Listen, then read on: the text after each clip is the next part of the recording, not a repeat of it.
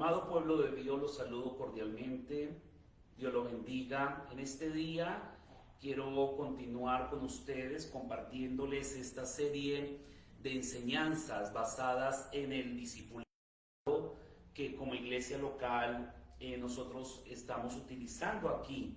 Preparamos aquí para darle a los nuevos creyentes enseñanza bíblica, tanto a las personas que llegan nuevas a la iglesia como también a las personas que ya llevan tiempo asistiendo a nuestra iglesia. El discipulado de hoy es la lección número 4, la importancia de la iglesia local.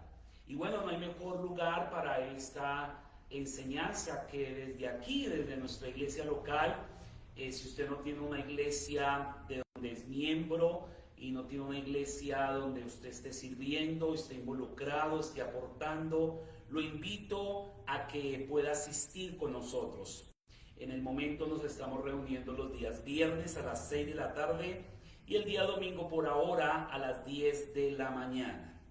Bueno, vamos a hablar hoy de la lección número 4 de nuestro discipulado. Recuerde que las lecciones anteriores se encuentran en nuestro canal de Facebook. Allí lo puede encontrar, allí las puede ver, allí las puede revisar para que pueda usted mismo ser edificado con la palabra de Dios. El día de hoy vamos a ir a la lección 4, la importancia de la iglesia local. Permítame un momento aquí, la importancia de la iglesia local.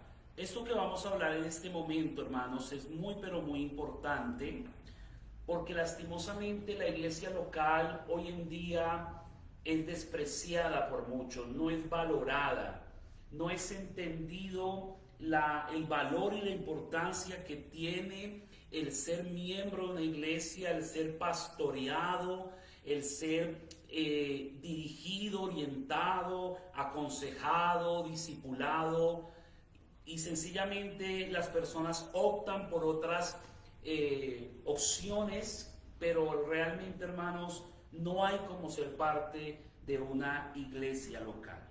Vamos entonces a entrar en materia leyendo Mateo capítulo 16, versículo 13, Mateo capítulo 16, versículo 13, donde la palabra de Dios dice: viniendo Jesús a la región de Cesarea de Filipo, preguntó a sus discípulos diciendo: ¿quién dicen los hombres que es el Hijo del Hombre?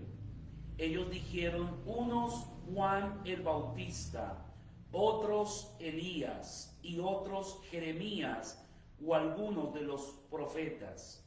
Él, hablando aquí nuestro Señor Jesús, les dijo: ¿y vosotros quién decís que soy yo?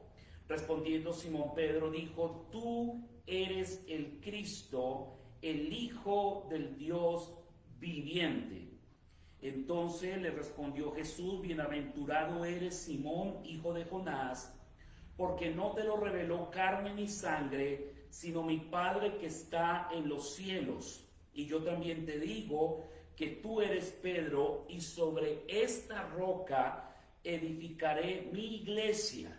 Note eso: sobre esta roca edificaré mi iglesia, y las puertas del Hades no prevalecerán contra ella. En primer lugar, en nuestro discipulado, la iglesia local hace parte, escuche muy bien, del plan de Dios. Dios, todo lo que acontece en el mundo hace parte del desarrollo, del despliegue de su propósito y de su plan eterno. Él fue quien en la eternidad pasada, como dicen los antiguos, decidió que su pueblo fuera una familia espiritual, una familia cuyo centro es nuestro precioso y admirable Salvador. La palabra de Dios, queridos hermanos, nos enseña que Dios ha establecido 3 instituciones fundamentales para el desarrollo de su plan. A través de la Biblia aprendemos que Él ha instituido en el mundo la familia. La primera institución que vemos allí en Génesis, cuando Dios ordena que Adán y Eva se junten como matrimonio, y allí les ordena que se multipliquen, que se fructifiquen y llenen la tierra y la sojuzguen. Lo segundo que vemos a la luz de la Biblia es que Dios estableció el gobierno civil para manejar los asuntos temporales de este mundo. Pero hay otra institución divina supremamente importantísima y central dentro del plan de Dios, y esta institución divina es su amada y santa iglesia. Esta última es el medio que Dios utiliza, escuche muy bien, es el medio que Dios utiliza para edificar a su pueblo y llevar su evangelio a toda criatura. La iglesia, por eso, es tan importante dentro del plan y propósito eterno de Dios. Como leímos ahorita, la iglesia le pertenece a nuestro Señor Jesucristo. Todo verdadero hijo de Dios debe entender, sin excepción, escuche, que es parte de la iglesia que Dios está edificando. Y quiero hacer hincapié en esto para nuestros hermanos nuevos y para los hermanos antiguos y para usted de pronto que no ha escuchado este tema. La iglesia es parte fundamental del plan de Dios, y si usted es cristiano, usted es parte de la iglesia. Él está edificando un cuerpo, edificando una iglesia, y cada creyente, hermano, necesita ser parte de una iglesia local, como lo vamos a ver ahorita, para crecer de una manera correcta en los caminos del Señor. Entonces, lo primero que vamos a ver hoy es qué es la iglesia de Cristo. Hay mucho malentendido respecto a esto. ¿Qué es la iglesia de Cristo? En primer lugar, la Escritura nos enseña, especialmente en el Nuevo Testamento, que la iglesia de Cristo en realidad es una sola. La iglesia de Cristo en realidad es una sola. Al decir una sola, nos referimos a que la iglesia es en realidad, escuche, un solo cuerpo de creyentes que por medio de la fe están unidos al Señor Jesús, quien es la cabeza o el representante de la iglesia. Este cuerpo, según lo que vemos en la Biblia y en la realidad aquí del mundo, este cuerpo está diseminado en todo el mundo. Está compuesto por personas de toda lengua, tribu y nación. Iglesia existe donde existan creyentes. En 1 Corintios 12:12, este texto de la palabra de Dios nos enseña con toda claridad que la iglesia en realidad es una sola.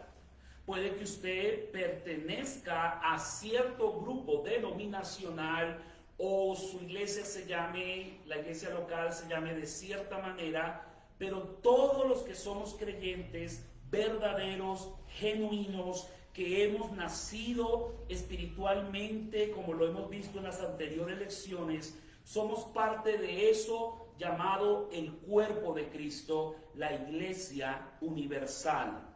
En 1 Corintios 12:12 dice la Escritura: porque así como el cuerpo es uno y tiene muchos miembros, pero todos los miembros del cuerpo, siendo muchos, son un solo cuerpo, así también Cristo.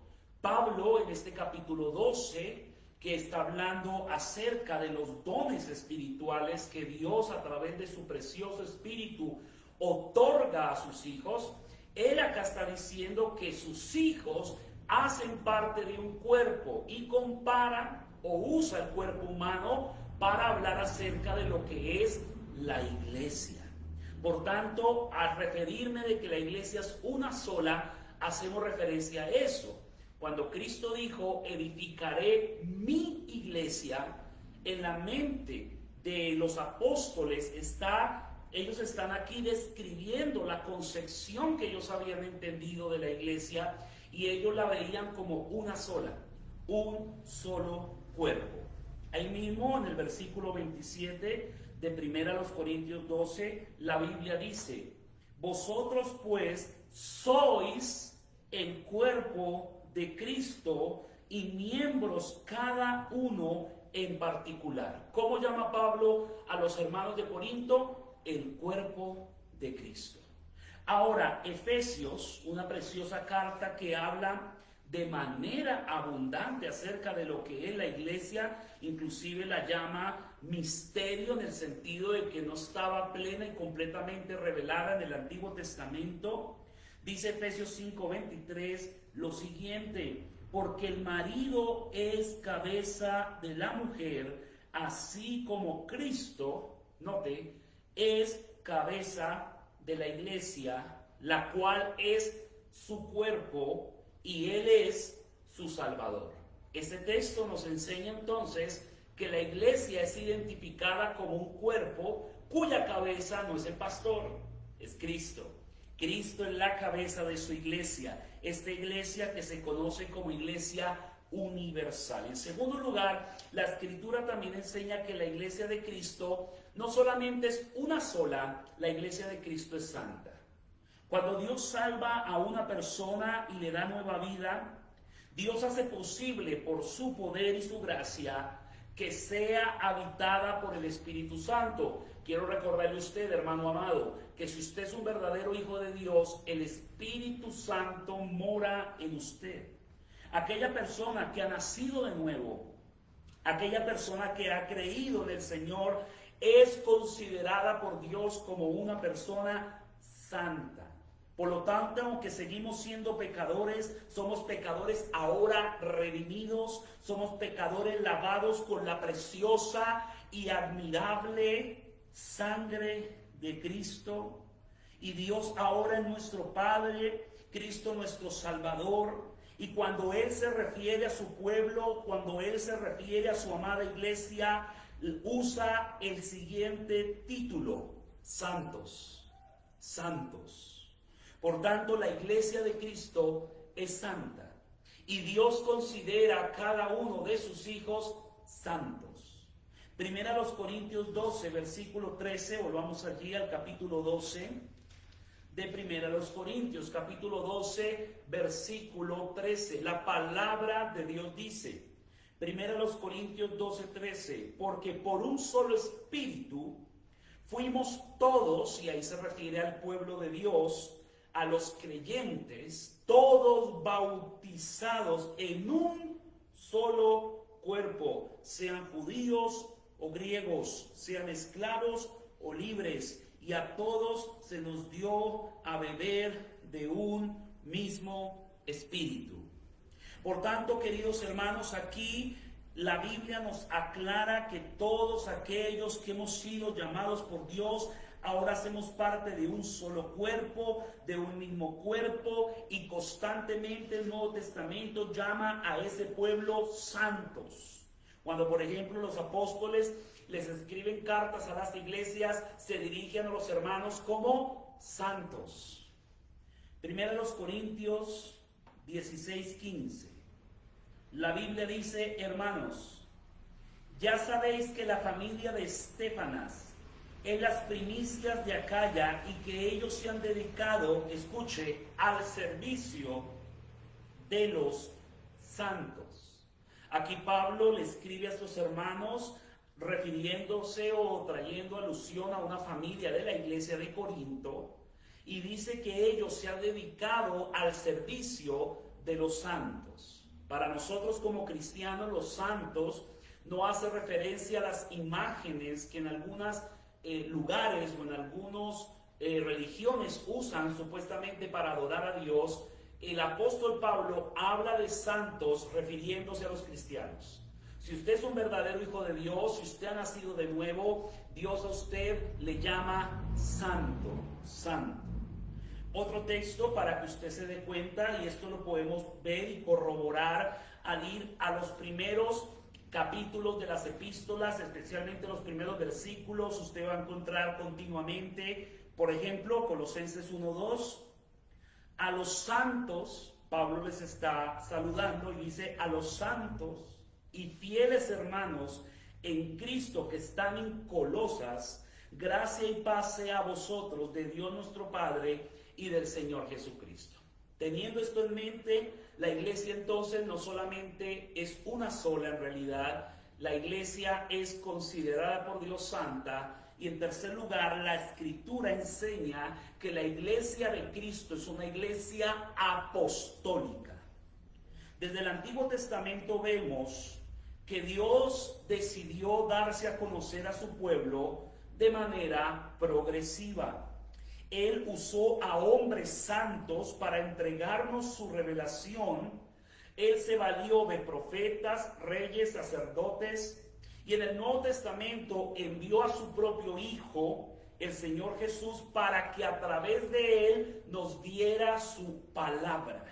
Y habló por medio de Él. Nuestro Señor llama y establece a través de la historia de la Escritura profetas, apóstoles, para completar su revelación. Y amigo y hermano, tenemos en nuestras Biblias la revelación de Dios completa, 66 libros aquí en este precioso ejemplar que tengo, que nos habla, nos revela, nos enseña el plan de Dios. Y este libro es la palabra de Dios. Él establece profetas, apóstoles, y como iglesia de Cristo, todas nuestras doctrinas, pilas, todas nuestras enseñanzas, todos los mandatos han sido ya entregados por nuestro Dios por medio de sus mensajeros. ¿Quiénes? Los apóstoles y profetas que Dios usó para darnos su palabra. Escuche, la verdadera iglesia de Cristo tiene su fundamento en Cristo y en las enseñanzas de sus apóstoles delegados. Y sobre este fundamento nos es necesario edificar nuestra fe. Si usted quiere saber qué enseñamos nosotros en la iglesia, enseñamos el consejo apostólico. El consejo apostólico que encontramos en las cartas de los apóstoles, en las cartas pastorales, en el Nuevo Testamento, en el Antiguo Testamento, eso es. Hebreos capítulo 1, verso 1. Dice la Biblia: Dios habiendo pasado muchas veces y de muchas maneras en otro tiempo a los padres por los profetas, en estos postreros días nos ha hablado por Hijo. La versión original no incluye ese él, dice por Hijo, a quien constituyó heredero de todo y por quien asimismo hizo el universo. La última palabra la encontramos en Cristo, hermano. Cristo es la revelación completa, nuestro divino y precioso Salvador. Primera Timoteo, capítulo 6, versículos 3 y 4. Primera Timoteo 6, 3 y 4.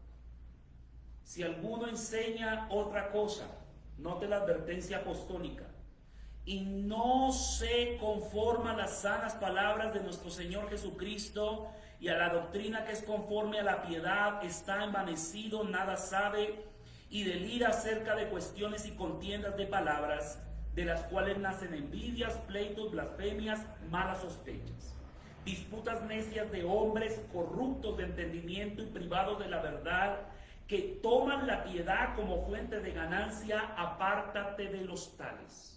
El precepto apostólico es que debemos ceñirnos a lo que tenemos en las Escrituras.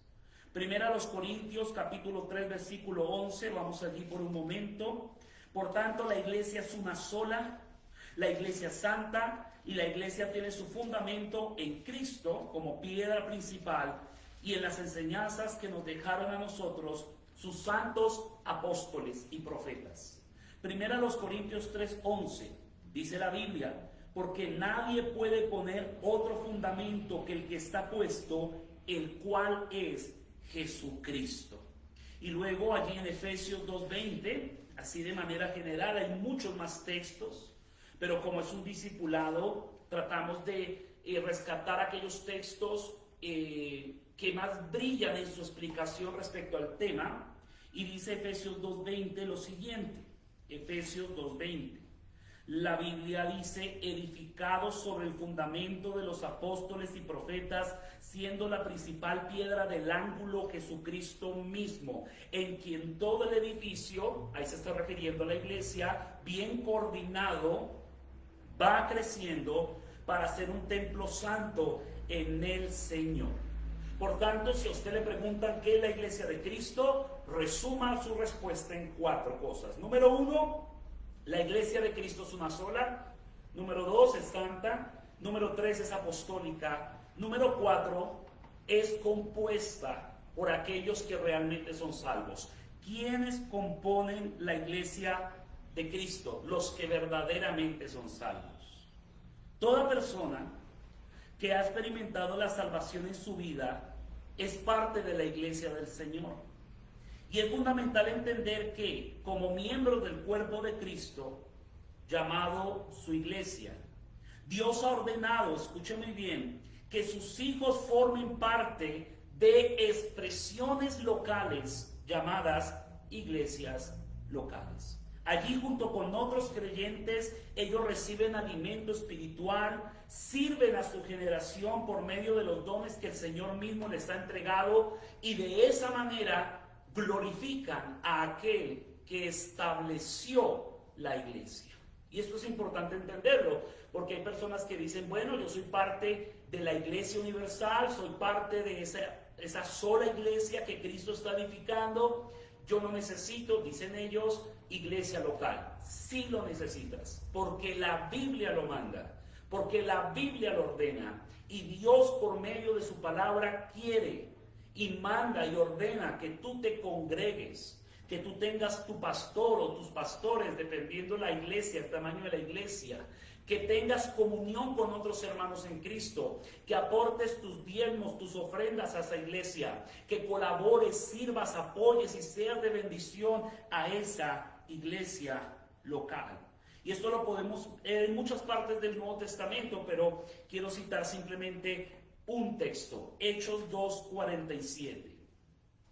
La Biblia entonces nos revela que las iglesias locales sí existen. Hay personas que piensan que la iglesia local no es importante, pero la iglesia local es fundamental. Hechos 2:47, fundamental para nuestro crecimiento espiritual. Note lo que dice el 47, que los primeros cristianos, alabando a Dios y teniendo favor con todo el pueblo, y el Señor añadía a la iglesia los que habían de ser salvos. Ojo, añadía a la iglesia. Y en el contexto del pasaje se está refiriendo no solo a la iglesia universal, hace referencia a la iglesia allí en Jerusalén. Usted va a encontrar en las primeras páginas de las cartas que Pablo se dirige a la iglesia de Corinto, a la iglesia de Galacia, a la iglesia de Tesalónica, a la iglesia de Éfeso, a la iglesia de Colosas, a la iglesia de Filipenses, allí los hermanos de Filipo, y todas estas congregaciones eran congregaciones locales. En el libro de Apocalipsis hay cartas dirigidas a 7 iglesias locales. Por tanto, la iglesia local sí hace parte del plan de Dios, y la voluntad de Dios es que usted se congregue en una. Si no tiene una iglesia, busque en oración una y congréguese. Por último, como miembro de la iglesia, tengo que entender que tengo deberes y privilegios. Sépalo, querido hermano, porque la iglesia es importante. Por ejemplo, una de las bendiciones y privilegios es tener un anciano, un pastor, un obispo, un presbítero, que ore por nosotros, que nos instruya en su palabra, que nos guíe, que nos oriente, que nos corrija. También, otra de las bendiciones y privilegios es participar de los servicios que la iglesia requiera. Por ejemplo, cada vez que invitamos a una reunión, es un privilegio el congregarnos, el venir a escuchar la instrucción de la palabra. Pero también tenemos deberes, como por ejemplo, poner a disposición de Dios y de esa iglesia local particular nuestros dones y capacidades. Ser bautizado es otra de mis responsabilidades, conforme al mandato de Cristo para los creyentes. Ser bautizados en el nombre del Padre, del Hijo y del Espíritu Santo. También la Biblia nos enseña la necesidad de participar de la cena del Señor cada vez que la iglesia lo convoque. Es una necesidad y es una obligación para nosotros. Querido pueblo de Dios, todos estos puntos que acabo de decir tienen sustento bíblico. Por ejemplo, cuando hablamos de tener un anciano o un pastor, alguien dirá, bueno, pero Jehová es mi pastor. Sí, también es mío, hermano. Pero Dios ha estipulado en su palabra hombres que Él ha elegido con el propósito de que le pastoreen a usted, le dirijan a usted, le enseñen a usted, lo dirijan, lo orienten, le instruyan en la palabra. Eso lo encontramos en Hebreos 13:7. También la Biblia nos enseña a poner nuestros dones al servicio de Dios. Primera de Pedro 4:10 y 11 y Romanos 12, verso 3 al 8. También la Biblia nos manda, si somos verdaderamente creyentes, a bajar a las aguas, a bautizarnos. Mateo 28, 18 al 20 y Marcos 16, 15, 16. También debemos participar del partimiento del pan, la Santa Cena, la Cena del Señor. Eso está en 1 Corintios 11, versículo 23 al 26. Concluyo. Ser parte de una iglesia local, querido hermano, no es una opción. Es un deber y una necesidad para el cristiano. El crecimiento espiritual de ese creyente se verá afectado según la relación que mantenga con la iglesia local. Al ser miembro de una familia en la fe, Dios lo guiará, lo ayudará, lo fortalecerá, continuará la preciosa obra que ha comenzado en usted. Por tanto, mi exhortación por usted, hermano amado, tanto los hermanos nuevos como los antiguos, es a no dejar a un lado la iglesia, ser fiel en la asistencia a los cultos, apoyar a esa iglesia en oración, apoyar económicamente el ministerio, ser de bendición y ser un canal de bendición para el mundo a través de la iglesia. Lo invito a seguir aprendiendo con nosotros en la siguiente lección. Que Dios lo bendiga, amado hermano, que Dios prospere su vida cristiana y le ayude a ser la clase de cristiano que Dios requiere de usted. Padre, gracias. Gracias por, Señor, establecer tu amada iglesia. Te bendecimos. Gracias también por permitirnos tener nosotros una iglesia local donde aprender, donde congregarnos. Ayúdanos a que cambie nuestra mentalidad acerca de la iglesia. Entendamos que ella es importante, que ella es valiosa y que realmente necesitamos los unos a los otros. Gracias, Padre Celestial, porque a través de tu amada iglesia cumples tus propósitos para este mundo. Gracias, te alabamos, te bendecimos y te damos toda la gloria en el nombre de Jesús. Amén. Hermano, que el Señor le bendiga y que Dios le guarde a usted y a su preciosa familia. Dios lo guarde.